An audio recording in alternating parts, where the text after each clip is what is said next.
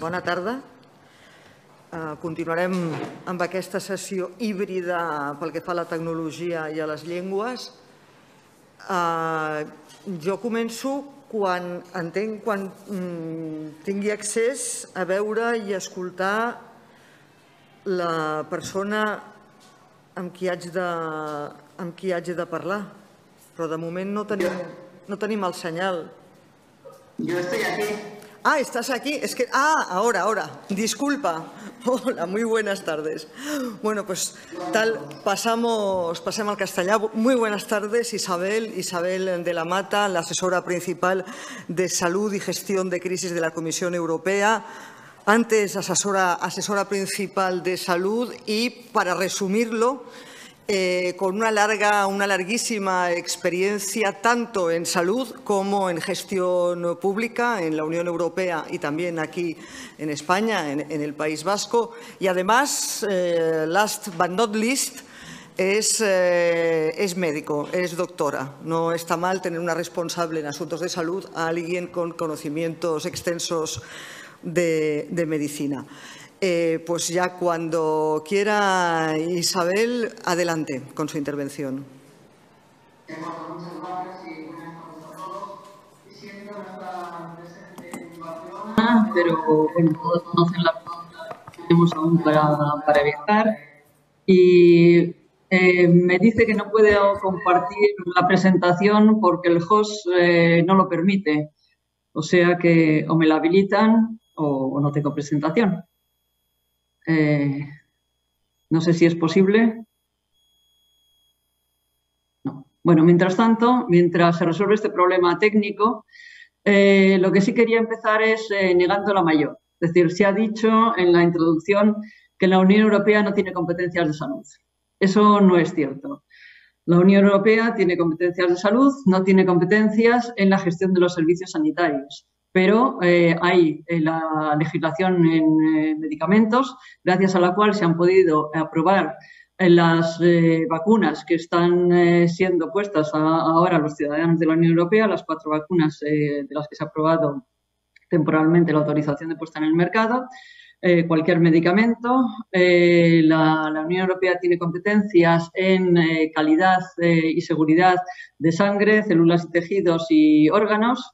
Tiene competencias en productos del tabaco, tiene competencias en... hay una decisión de la Comisión de amenazas sanitarias transfronterizas, hay una directiva sobre atención sanitaria transfronteriza y en servicios que se ocupa de servicios sanitarios o del acceso de los pacientes a servicios sanitarios en otros países y también... Vale, gracias. Voy a compartir ahora la presentación. Y también se tiene competencias gracias al... no me deja... No me deja. Al semestre europeo en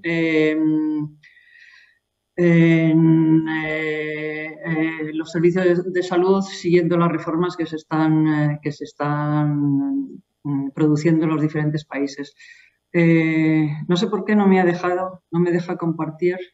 No sé si ven la presentación, por favor, me pueden decir porque no estoy segura. Disculpa, Isabel, sí, estamos viendo la respuesta de la Unión Europea a la COVID y varias otras pantallas listas para pasar. De acuerdo, perfecto. Muchísimas gracias. Bien, bueno, pues eso, o sea, una presentación inicial sobre que sí hay competencias, pero es verdad que nos pasamos la mitad de nuestro tiempo discutiendo sobre la subsidiariedad y sobre esto es mío, esto es tuyo, refiriéndose a las competencias nacionales o las competencias de la Unión Europea. Pero insisto que sobre todo se refiere a sistemas sanitarios. Bien, voy a presentar lo que ha sido la respuesta a la COVID en estos meses y por qué. Estos son datos del ECDC, que es nuestra agencia, el Centro Europeo de Prevención y Control de Enfermedades. los datos globales y los datos europeos. Bueno, asusta un poco la situación en España, Portugal y Chipre, pero también es verdad que algunos de los indicadores necesitan repensarse porque la incidencia que estamos teniendo ahora no es la misma que la que tuvimos hace unos meses, dado que el mismo tipo, quiero decir, no son el mismo tipo de personas, de pacientes, dado que ahora se está produciendo sobre todo en personas jóvenes. Y estamos pensando si los indicadores que se han estado utilizando hasta ahora, que es en la tasa de notificación, también el porcentaje de positivos en las muestras y el porcentaje de muestreo, o sea, de test que se realizan, si eso es suficiente o tendríamos que pasar también a tener en cuenta que ya se recogen estos datos y ya los tenemos en cuenta, pero no cuando se establece el verde, naranja y rojo, la ocupación de las unidades de cuidados intensivos y la ocupación hospitalaria, que es muy importante dado que hay menos ocupaciones hospitalarias para el nivel de casos que hay antes. Bueno, estos son los datos que produce semanalmente el ECDC y que es lo que determina nuestras políticas. La respuesta al COVID ha tenido varios objetivos. Bueno, lo primero, tener una coordinación, una respuesta común. Es verdad que en el mes de febrero del año pasado, cuando esto empezaba, en el mes de marzo, cuando se declara la pandemia por parte de la Organización Mundial de la Salud, había una cierta descoordinación, dado que era una respuesta de los sistemas sanitarios y ahí no tenemos competencias, pero sí que hubo una coordinación desde el primer momento en el sentido de la declaración de los casos que se producían, que esto se declara al ECDC, hay un sistema de alerta temprana y de respuesta, en la coordinación a través del Comité de Seguridad Sanitaria y inmediatamente el Consejo puso en marcha un grupo, el IPCR de respuesta política, donde se determinaban las actuaciones en diferentes campos, principalmente en el ámbito sanitario, pero no solamente porque, bueno, algunas cosas están a caballo, podemos considerar qué tipo de respuesta es, pero si se cierran fronteras o no se cierran, se permite el paso de los transportes o no, esto no es puramente sanitario. Bueno, coordinar la respuesta, el impacto socioeconómico de la COVID, que ha sido alto, no ha sido un impacto solamente sanitario, sino que ha sido global.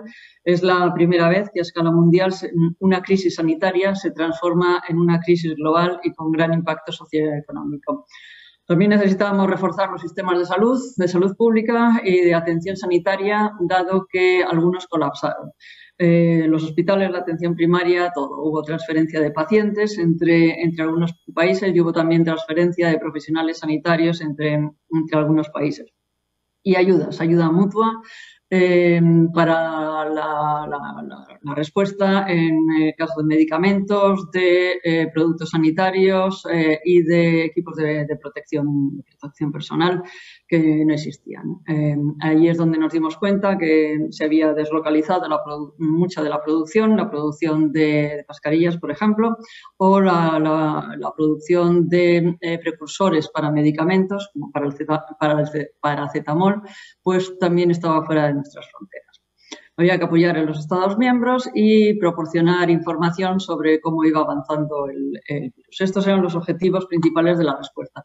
Y la respuesta se produjo en todos los ámbitos, desde apoyo a la investigación. En aquel momento todavía investigación no había nada, de vacunas, diagnósticos, tratamientos, hasta la repatriación de ciudadanos, fondos para apoyar en diversas áreas, el ayudar a que hubiese equipamiento médico, vía diferentes métodos como la compra conjunta o el instrumento de emergencia, de apoyo de emergencia, y asegurar que los trabajadores podían desplazarse dentro de la Unión Europea, sobre todo transportistas, pero también otros trabajadores. O sea que la respuesta ha sido global en todas las áreas y no solamente sanitaria, siendo una crisis sanitaria. Desde el punto de vista sanitario se han utilizado dos instrumentos específicos. Uno que es el RescEU, borrad el de arriba, el SURE, que no tiene implicación aquí. Y otra cosa, quiero disculparme, las diapositivas son una mezcla en inglés y en español, pero bueno, es el tiempo que no he tenido para traducir todas ni en uno ni en otro idioma. Como decía, dos instrumentos fundamentales para responder a la parte sanitaria de la crisis. Uno es el instrumento de protección civil, el RescEU, el que se utiliza en todo caso de necesidad de enviar ayuda a unos países. Hasta ahora, bueno, pues podía ser caso de inundaciones, incendios o otro tipo de crisis, y que en estos momentos se ha utilizado para responder al COVID-19. El RescEU dispone de dos mecanismos principales. Uno es un almacenamiento de equipo médico que se sitúa en diferentes países, está allí permanentemente y cuando se necesita se desplaza a uno u otro país. Y el segundo, que es la solidaridad directa. Es decir, un país pide, Italia pidió en su día, pues necesitamos mascarillas, ventiladores, ambulancias, yo qué sé, y entonces los diferentes países van respondiendo. Yo tengo ventiladores, yo tengo mascarillas, yo tengo el medicamento X, yo tengo... Y la Comisión Europea es la que centraliza y se encarga del transporte, pero siendo el origen los países miembros. Y el segundo es el instrumento de apoyo de emergencia, que se creó en el año 2016, en el momento de la crisis de los emigrantes, y que finalizó y se ha vuelto a revivir el año pasado, en abril del 2020, con un presupuesto inicial de 2.700 millones de euros y que utiliza también el artículo del tratado sobre solidaridad entre los países. Por lo cual este instrumento se ha podido utilizar solamente en los países miembros de la Unión Europea, 27 ahora, 28 hasta finales del año pasado, dado que Reino Unido todavía se beneficiaba de él. Y este instrumento de apoyo de emergencia es lo que ha permitido pues, que se compren las vacunas, o la compra anticipada, que se compren las mascarillas, que se compren diferentes ítems y también que se produzca ayuda a transporte. Y ahora lo detallaré un poco más. La respuesta ha sido en varias áreas. La primera, la que ha tenido más publicidad, son las vacunas. Las vacunas que en un momento inicial se vio inmediatamente las enfermedades víricas como esta. Es muy difícil responder porque es muy difícil tener tratamientos. Los antivirales son muy escasos. Los únicos que están funcionando en general para enfermedades son los antirretrovirales en el caso del VIH-Sida, pero es algo que prácticamente no existe. Entonces esto es un virus, hay que responder con antivirales o con tratamientos que no matan el virus, sino lo que hacen es matan las consecuencias, por así decirlo, o sea, son tratamientos de soporte, como el que ha resultado más efectivo de momento es la dexametasona para tratar los problemas respiratorios. Bien, había que desarrollar vacunas porque era nuestra salida de la crisis. Y para ello había que invertir en investigación y luego, bueno, había que comprar esas vacunas. Voy a ir hacia adelante y hacia atrás con las diapositivas para tener esta como de base de los 5 tipos de respuesta en salud y ir explicando. Desde el principio la presidenta dijo que tenía claro que teníamos que movernos todos juntos y en aquel primer momento, cuando aquellos países que querían moverse en solitario y recordarán, un movimiento inicial de 4 países para hacer la compra de vacuna, bueno, pues se consiguió revertir gracias a todas estas discusiones en el Consejo y asumir lo que ellos habían iniciado, transformándolo en algo de los 27 en lugar de 4 países. Y empezó la estrategia de vacunación. Una estrategia de vacunación que se inició en junio del año pasado con una comunicación sobre la estrategia de vacunas y otra en noviembre sobre la estrategia de vacunación, que no es exactamente lo mismo. Bien, en estos momentos, bueno, y desde que empezó la vacunación a principios de año, estamos en estos números de 65% con al menos una dosis en los mayores de 18 años, 43% totalmente vacunados. Solamente los mayores de 18 años, porque las vacunas cuando se pusieron en el mercado, en principio era solamente para adultos. No es que no fueran ni seguras ni no seguras para niños, es que los medicamentos pediátricos, los que se dedican a aquellos menores de 18 años, siguen un ciclo diferente. Hay una legislación diferente sobre medicamentos pediátricos y se tienen que aprobar específicamente para niños. No se habían hecho ensayos clínicos para niños, por tanto no se podían aplicar. Ahora ya esa situación ha cambiado. Y, bueno, también cambiará la forma en que medimos la vacunación, porque ya se están aplicando también, sobre todo en adolescentes, en algunos países. Pero, bueno, la Unión Europea se focalizó en vacunar sobre todo a los mayores de 80 años y a los profesionales sanitarios, marcando 3 estrategias. 70% de la población adulta vacunada para después del verano, 80% en los mayores de 80 años y 80% en los profesionales sanitarios. En estos dos vamos mejor, pero lo conseguiremos en todos los grupos. Bueno, y se ve cómo es la diferencia por edades.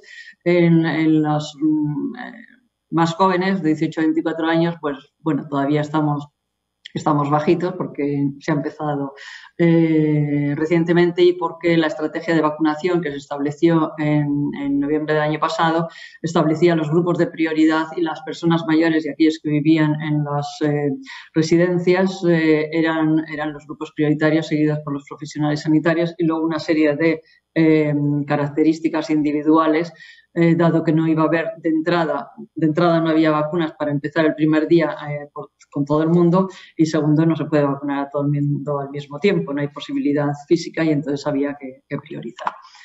Hay un sistema de seguimiento de la vacunación que el Centro de Prevención y Control de Enfermedades ha establecido, que es donde podemos ver bueno, cuál es la situación global, la situación país por país. Y para los trabajadores sanitarios estamos ahora con una dosis, como he dicho, al 83% y totalmente vacunados 73%. Hay algunos países que están pensando ahora en hacer la vacunación para los profesionales sanitarios obligatoria y también para los profesionales que trabajan en residencia.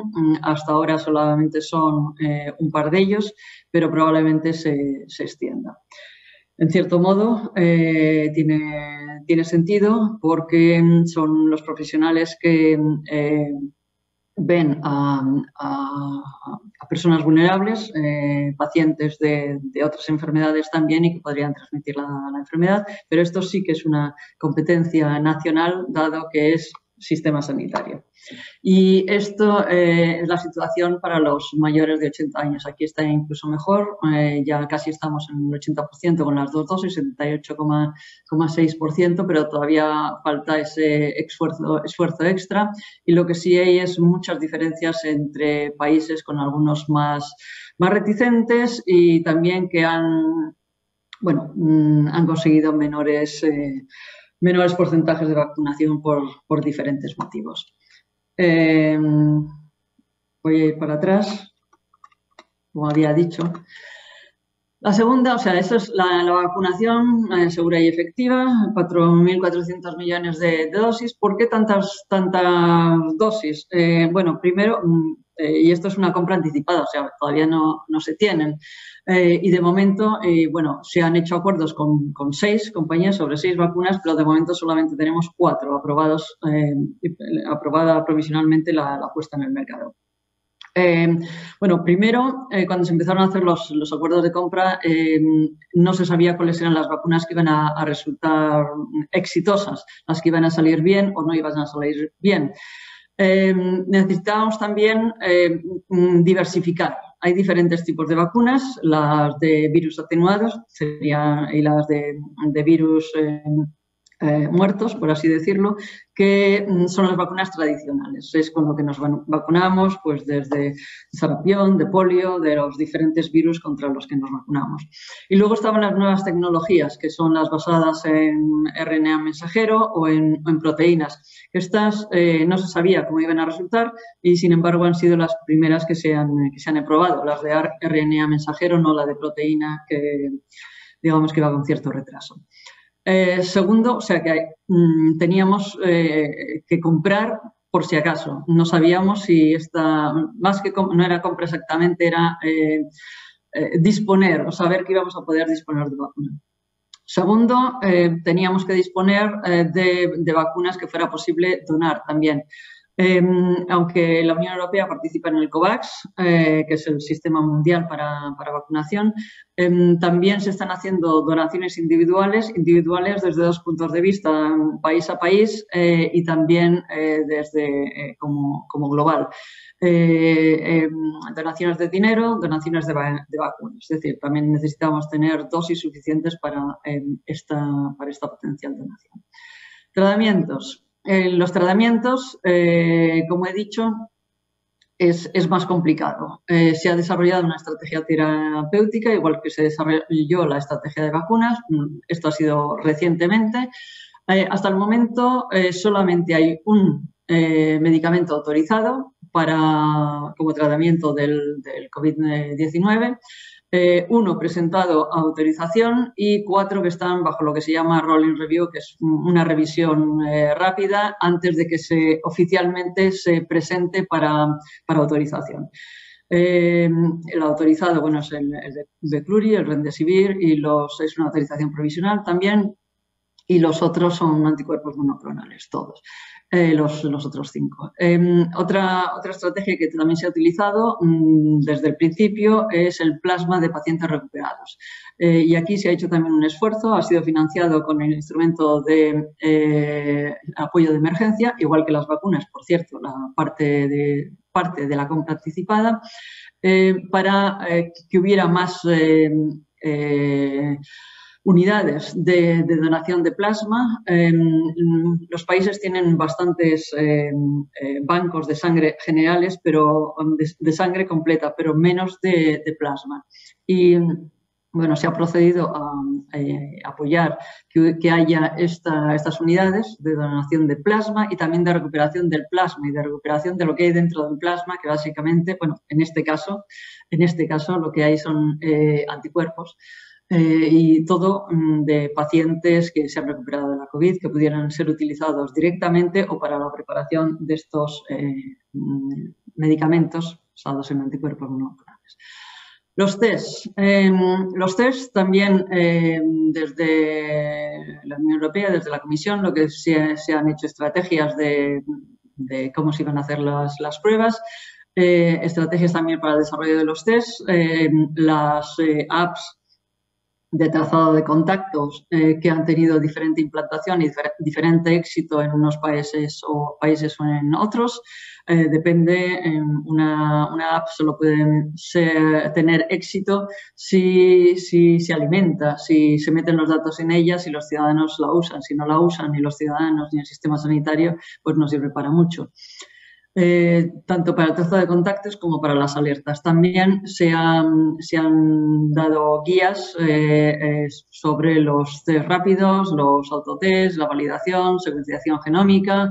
En estos momentos se está haciendo una monitorización en aguas residuales, pero también se ha producido, se ha hecho una compra mediante el instrumento de apoyo de emergencia de 100 millones de euros, 20 millones de test, más o menos, test rápidos, que se distribuyeron, este ya es hace unos meses, a los Estados miembros. En estos momentos también se están gestionando unas ayudas país a país. No se compran los test, se dan las ayudas a los países para incrementar el número de test, tanto de test rápidos como de PCRs, en este caso para la obtención del certificado digital de COVID que permita viajar. También se han firmado convenios con la Cruz Roja, que está para el desarrollo, para hacer test en poblaciones más vulnerables o menos accesibles en 7 países, uno de los cuales es España, y en España en 3 comunidades que son Cataluña, Madrid y Castilla y León.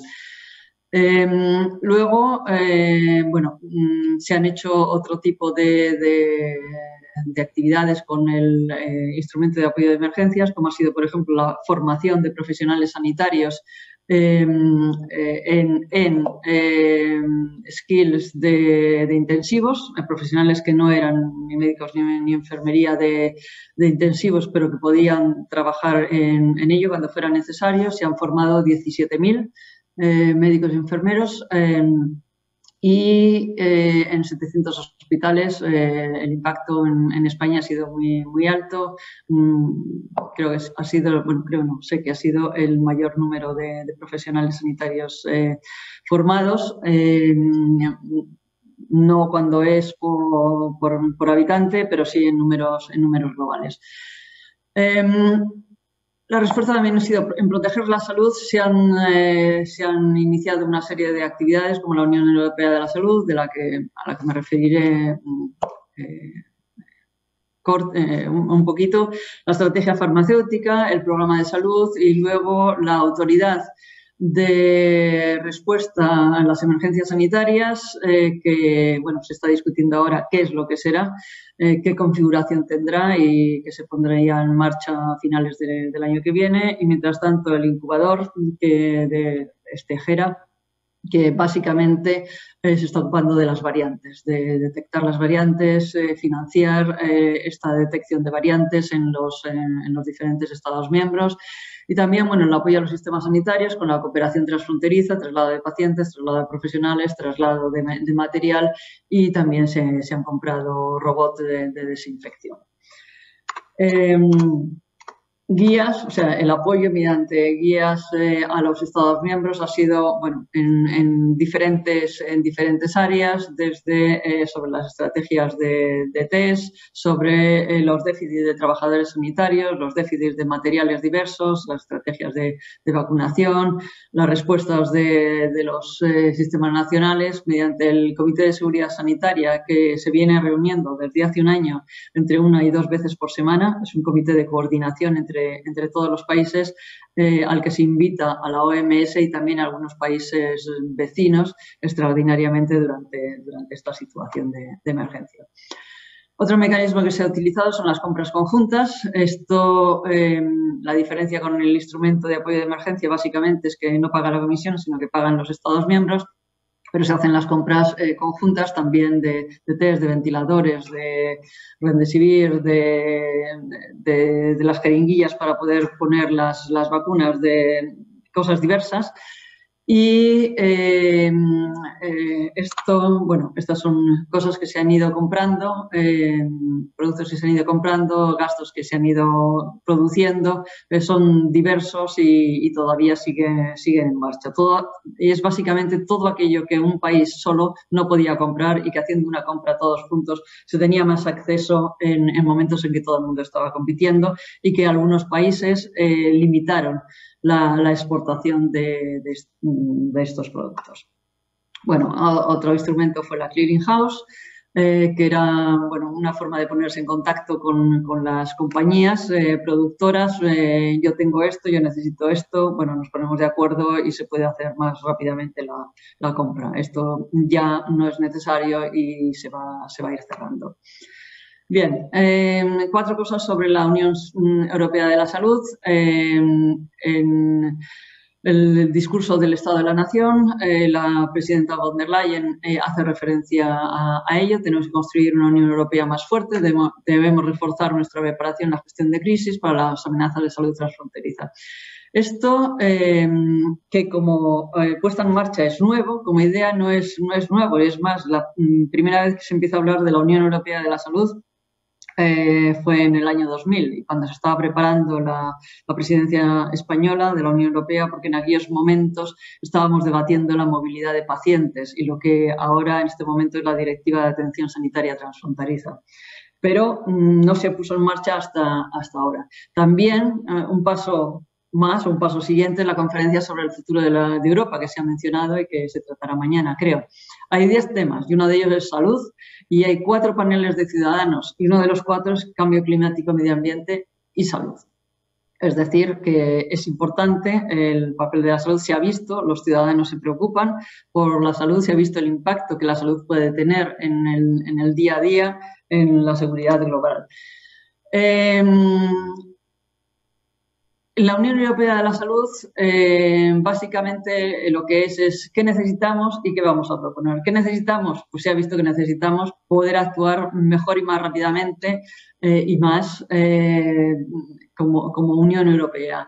Tener más datos, mejores datos, poder controlar mejor los test, el trazado de contactos, poder tener una mejor preparación a todos los niveles, asegurar que hay una provisión de medicamentos y de equipo protector y de productos sanitarios en general.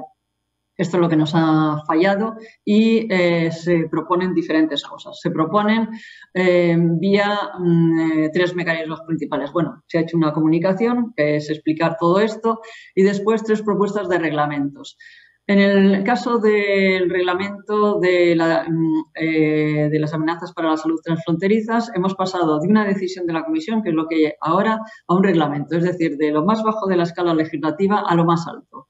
En el ECDC pasamos a una extensión global, una expansión global del ECDC en cuanto a su mandato, y en la Agencia Europea del Medicamento a una expansión lateral, es decir, se le dan más competencias en productos sanitarios y también en identificar los fallos de suministro para que pueda actuar. O sea, que son diferentes respuestas.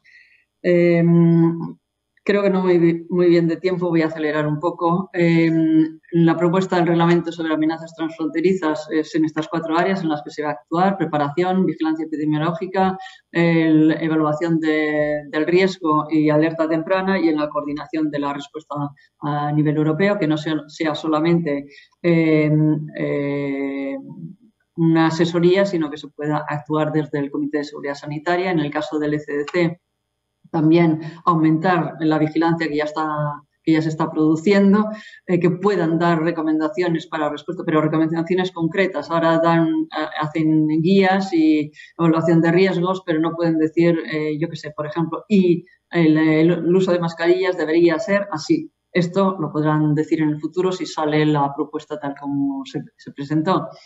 Y tener una red de laboratorios de referencia que en estos momentos no existe como tal.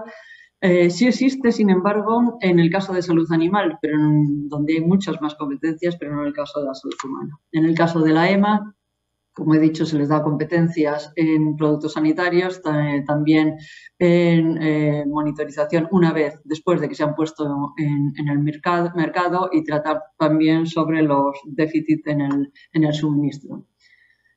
Y por último, el programa de salud, que es nuestro instrumento sanitario, el instrumento básico. Como ya hablarán otros días del Next Generation, no me voy a detener, solamente que el programa de salud, para que se hagan una idea, esto ha pasado de 460 millones para 7 años que había en el programa 2014-2020 a 5.100 millones para 2021-2027. Es decir, se ha multiplicado por 12-13. Este año, como es el primero y se aprobó el programa en marzo, será un poco más escaso, o sea, no se reparten los 5.100 en 7. Este año tendremos 316 millones. De todas formas, esto es casi, bueno, las 3/4 partes de lo que tuvimos en los 7 años anteriores. Esto es muy ambicioso. Esto es, claro, una respuesta a la pandemia. y básicamente, o sea, con esta división de 20%, 12,5% en diferentes áreas, básicamente en lo que se va a utilizar es en preparación de crisis, prevención de enfermedades, sistemas sanitarios y la parte digital, con algo que es transversal y que es el cáncer. Bueno, estas son las áreas, perdón. Estas son las áreas principales para el programa de este año: preparación y gestión de crisis, promoción de la salud, prevención de enfermedades, refuerzo de los sistemas sanitarios con modelos innovativos de cuidados, y ahí se incluye también la estrategia farmacéutica para Europa, que también se aprobó por nuestra parte en el mes de noviembre y se va a desarrollar a partir de ahora, la transformación digital con el espacio europeo de datos sanitarios y otros datos sanitarios, y después la implementación de la legislación sanitaria en general. Bueno, pues esto es todo. Muchas gracias. Espero que no les haya resultado muy pesada y que no me haya pasado mucho en el tiempo que tenía asignado.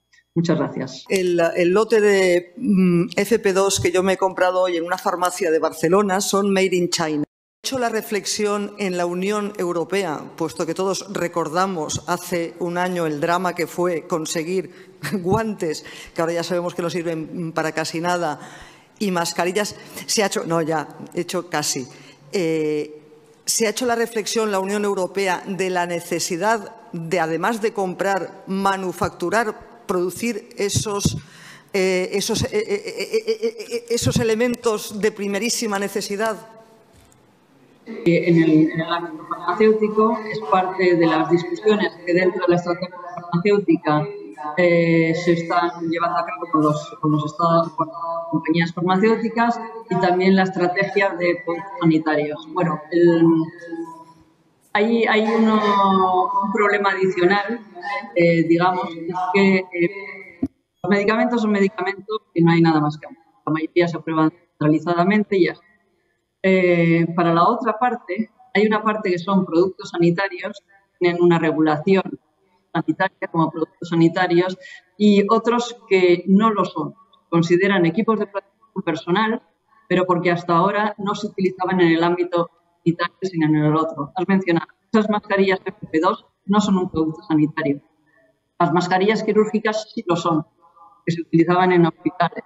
Los guantes, hay diversos tipos de guantes. Unos son productos sanitarios y otros no.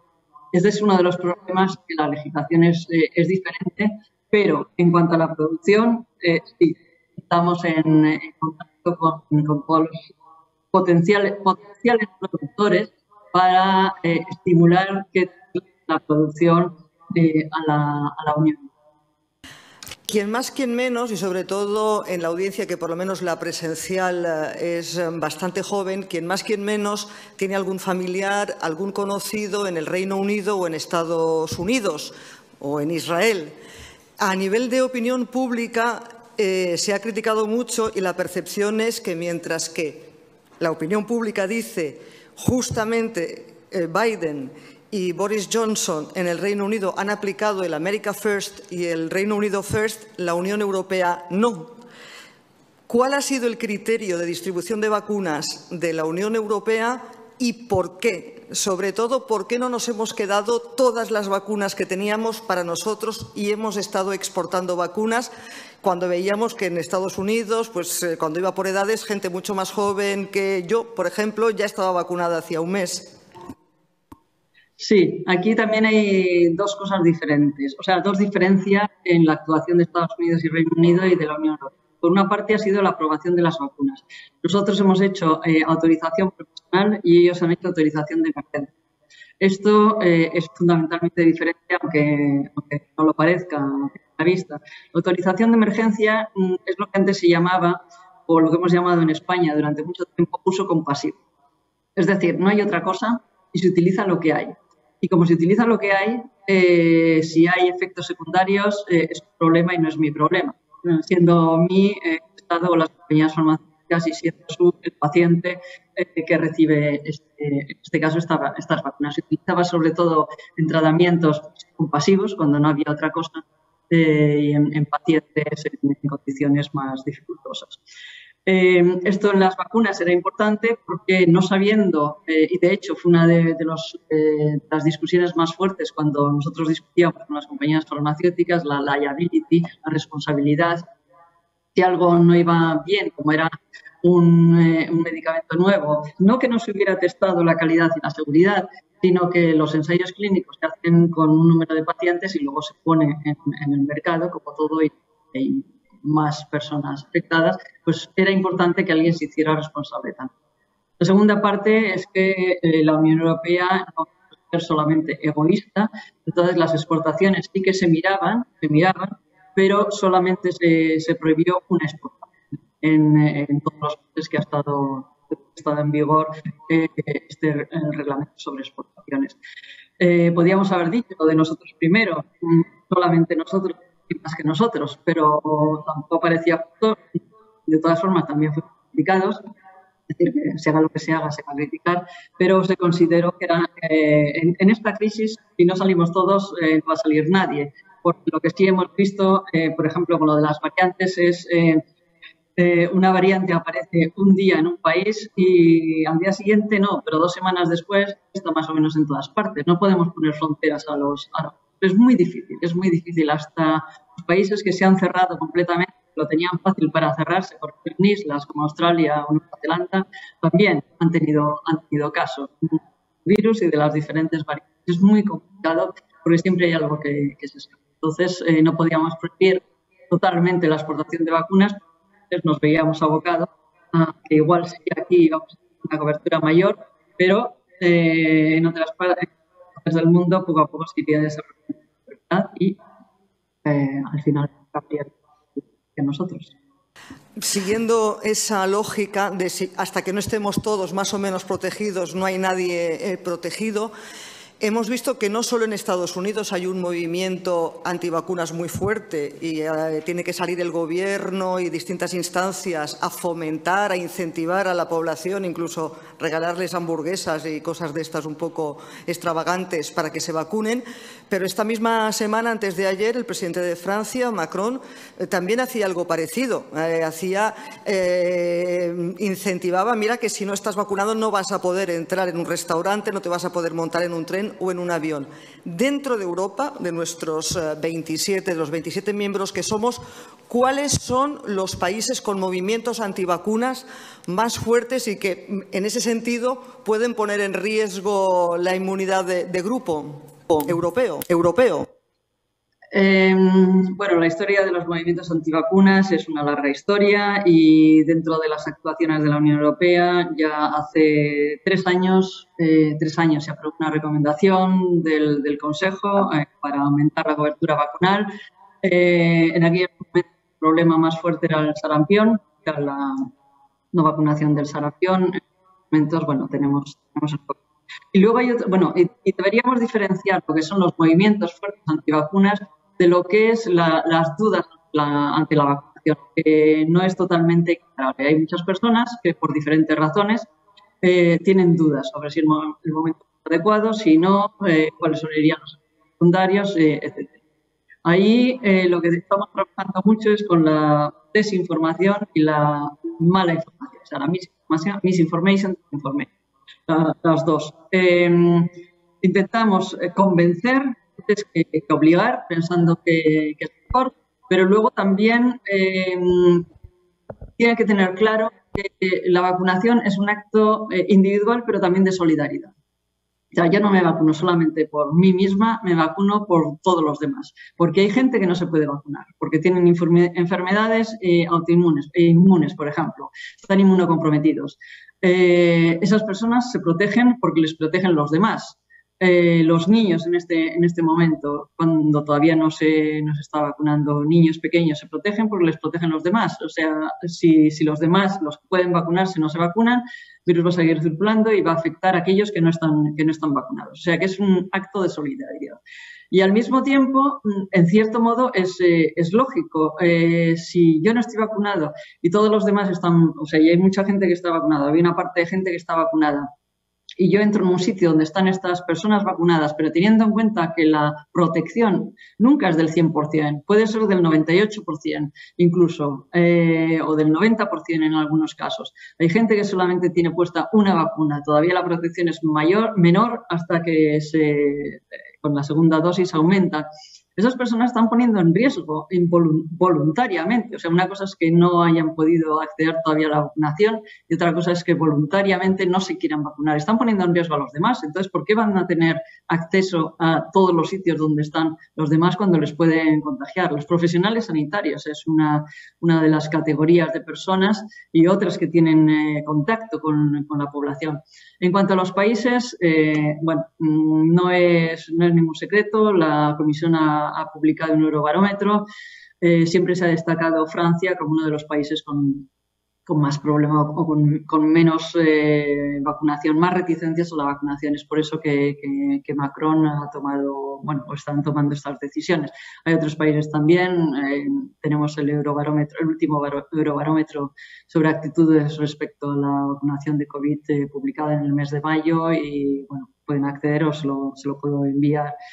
Pero lo que tenemos que intentar es evitar que esto se produzca, convencer antes que obligar, convencer de las bondades de la COVID y de la vacunación de la COVID y de que es la forma de salir de esta crisis. Vamos a pasar ahora 20 minutos a preguntas de los asistentes, tanto los que están aquí en la sala presencialmente como los que nos están viendo, igual que Isabel de la Mata, a través de Internet. Empezamos por la sala. Manos alzadas. ¿Alguien quiere hacer alguna pregunta? Voy a rogar que se identifique quien haga la pregunta y que sea una pregunta y breve. Vale, perfecto. Buenas tardes. Me llamo Ada y bueno, soy estudiante de la Pompeu de Derecho y Ciencias Políticas. Y mi pregunta es la siguiente.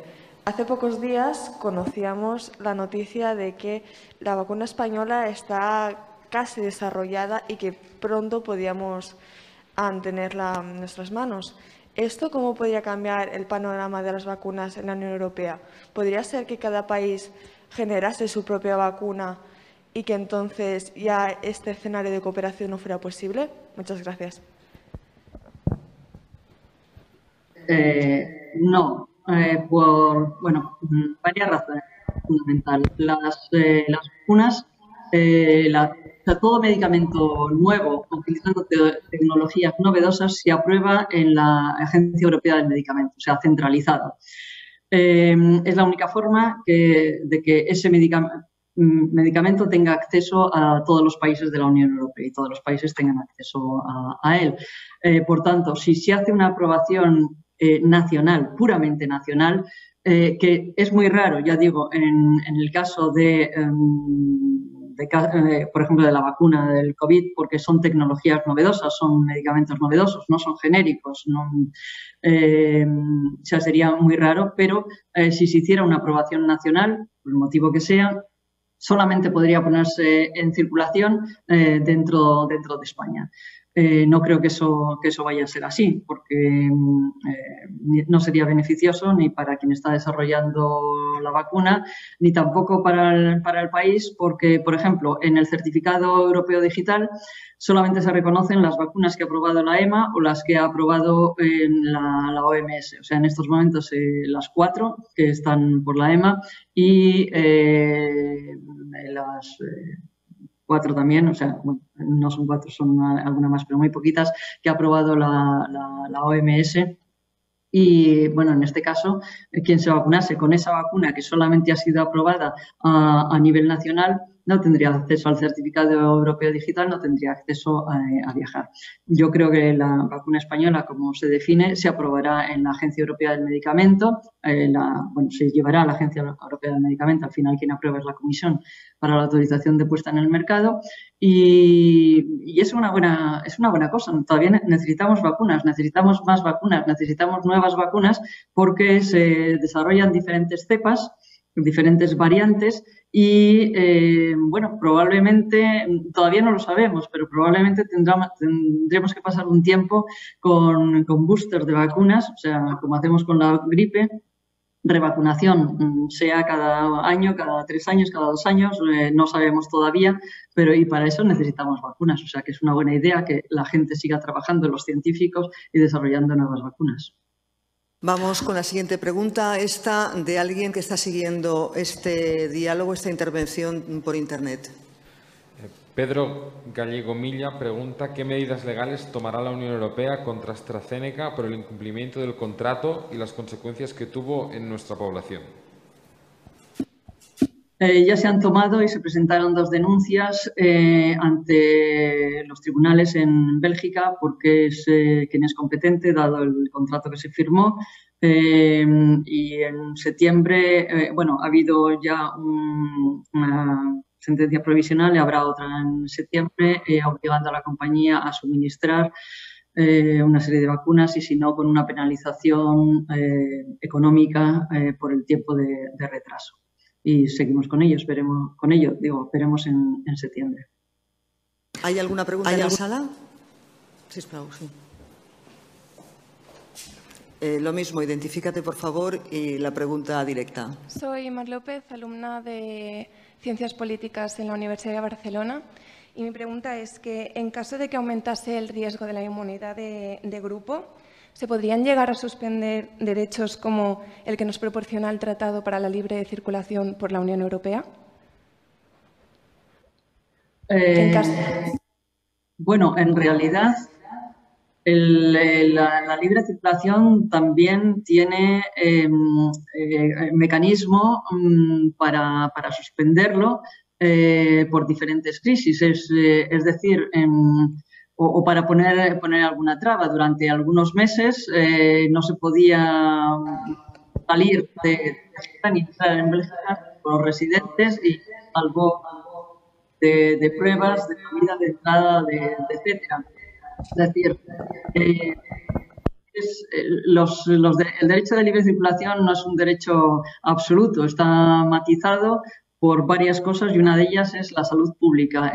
Está escrito, vamos, y los Estados miembros tienen derecho a protegerse, tienen que comunicarlo, por supuesto, antes de implementar medidas extraordinarias a la Comisión y al resto de los Estados miembros, para que no pillan a nadie de sorpresa y para que se pueda evaluar si esto es aplicable, es de acuerdo, o sea, el riesgo y la medida están balanceadas o no, pero ya se volvieron a poner fronteras en el caso de lo que se llamó en aquel momento la crisis de los inmigrantes. Se han vuelto a poner fronteras en estos momentos por varios Estados miembros, y luego se han aplicado lo que sería el equivalente de la ley española de la ley orgánica de medidas especiales en materia de salud pública, que más o menos existe en todos los países, y siempre en discusión. Siempre se han discutido estos temas, primero en el IPCR,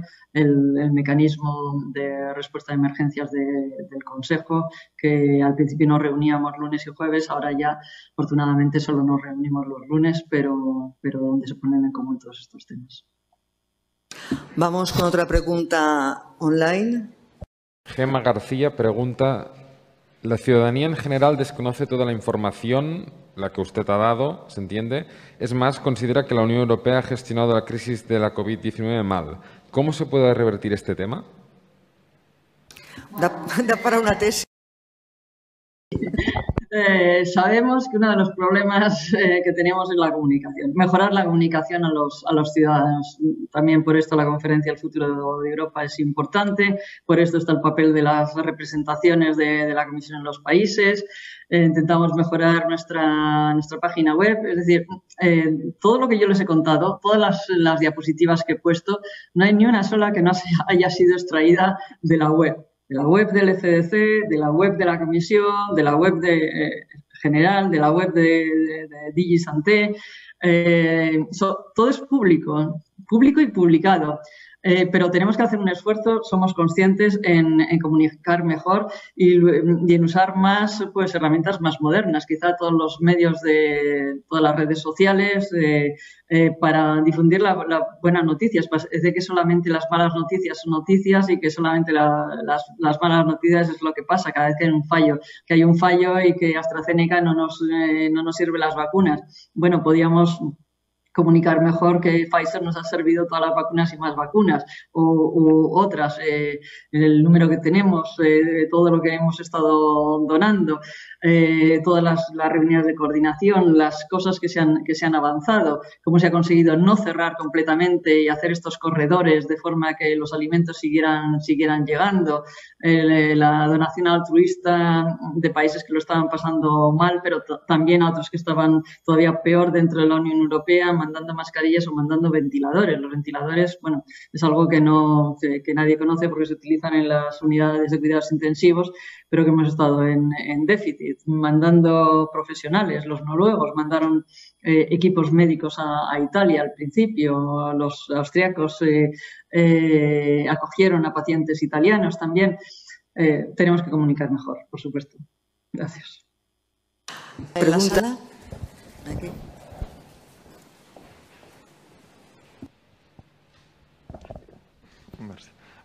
Soy Paul Villaverde, estudiante de Filosofía Política y Economía en la Pompeu Fabra y coordinador general del Utopia Student Think Tank.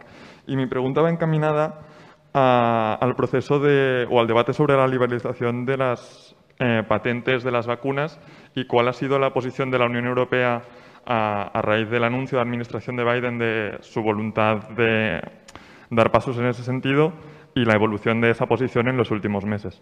Gracias. Bueno, ha habido una evolución y todavía estamos evolucionando o pensando. Básicamente lo que creemos, o sea, el problema no es las patentes, el problema es la producción. Por una parte están los derechos de aquellos que han producido una vacuna, que han producido cualquier cosa, un libro, una película, un lo que sea, a defender la propiedad que tienen sobre ello y sí, también a tener beneficios sobre ello. Y el problema de que si quitamos las patentes, quitamos los beneficios, quitamos la propiedad intelectual, nadie más volverá a desarrollar nunca más. Yo me gasto un dinero en producir algo y luego me quitan esa expectativa sobre lo que voy a ganar con esa patente. Por otra parte, es verdad que bueno, las vacunas no son un libro, no son una película, son otra cosa y que estamos en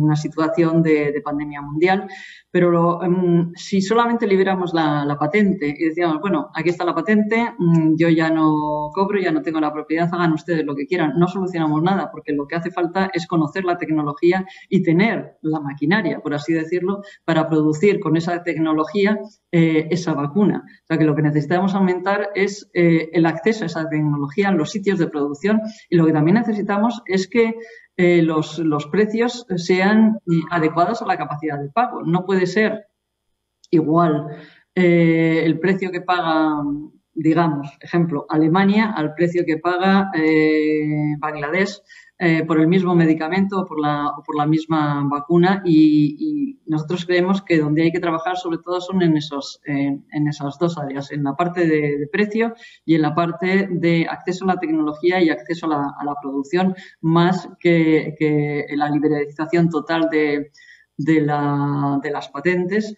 Que, bueno, es algo más complicado, va a tener bastantes problemas en darse así y no va a servir, solamente eso no sirve para nada, tiene que ir acompañado de las otras dos cosas. Otra pregunta a través de quien nos sigue en la web. Doug Lees is asking, what is the stand of the EU regarding vaccination of... Quin és el posicionament de la Unió Europea en relació a la vacunació dels immigrants irregulars?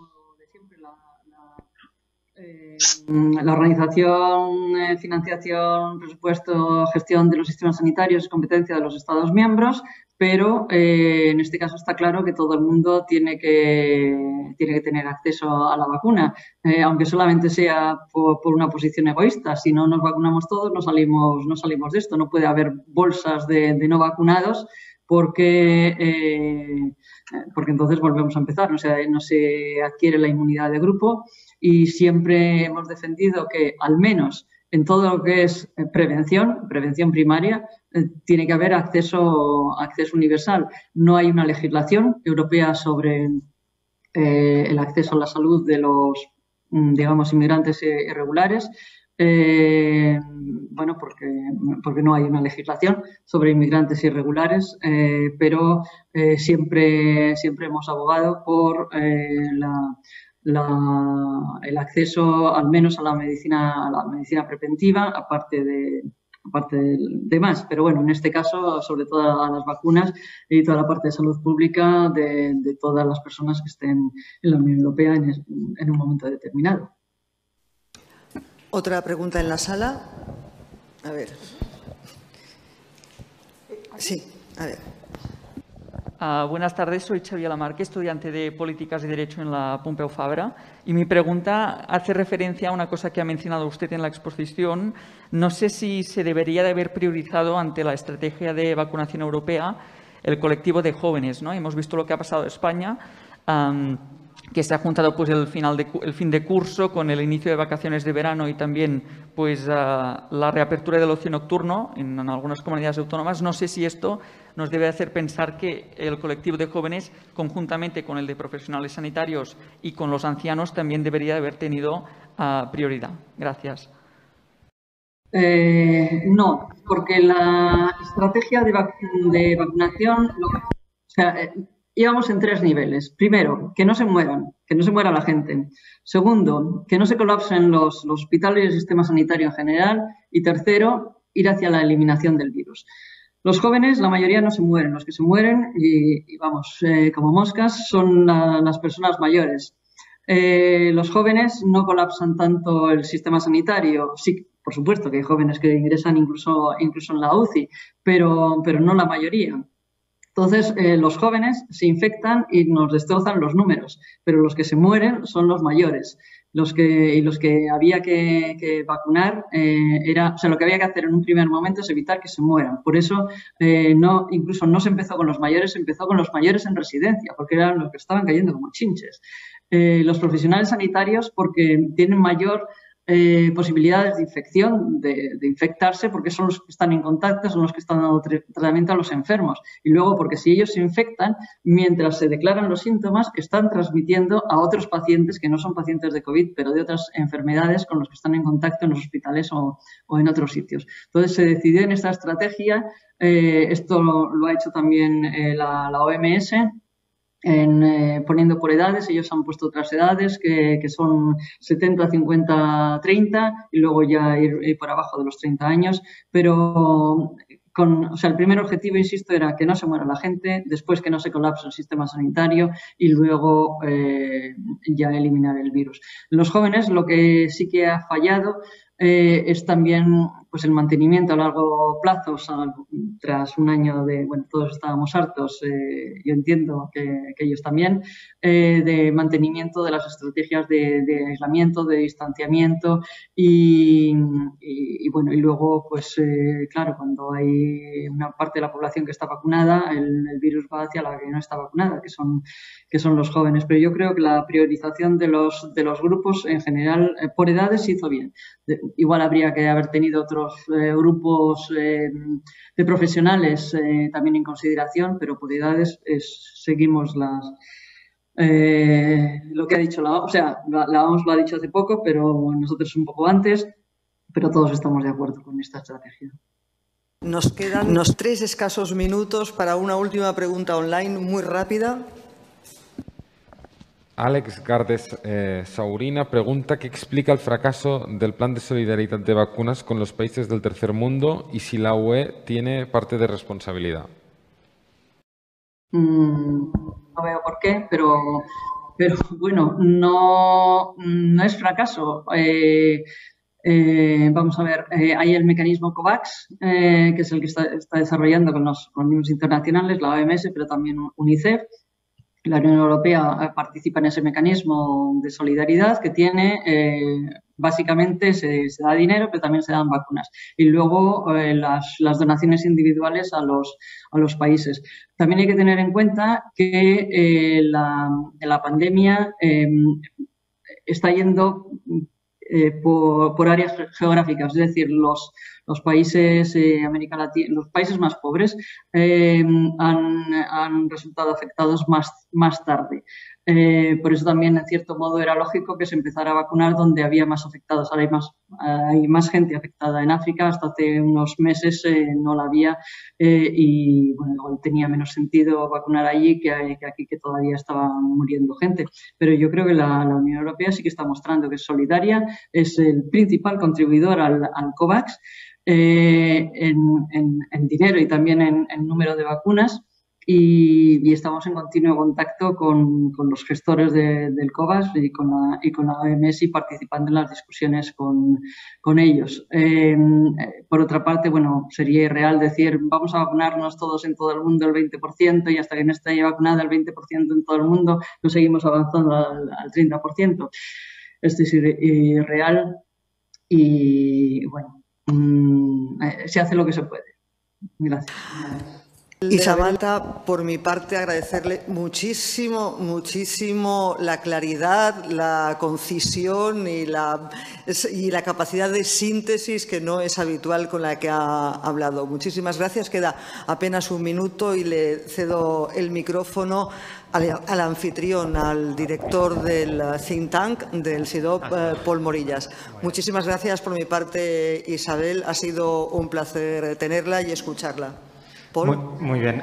También de parte de los organizadores, por supuesto, CIDOB y la Oficina del Parlamento y de la Comisión. Muchísimas gracias, Isabel de la Mata. Damos por finalizada esta primera intervención. Vamos a pasar para los presentes aquí los 3 minutos del vídeo que se habían quedado pendientes. Son 3 minutos. Tenemos un break ahora de 15 minutos antes de empezar la mesa redonda que sigue a la intervención inicial, así que si tienen 3 minutos de paciencia pasamos el vídeo, un cuarto de hora de receso y puntuales, por favor, para que el equipo, la gente que está siguiéndolo online lo pueda seguir también a tiempo. A las 17:45 empezamos la mesa redonda. Gracias.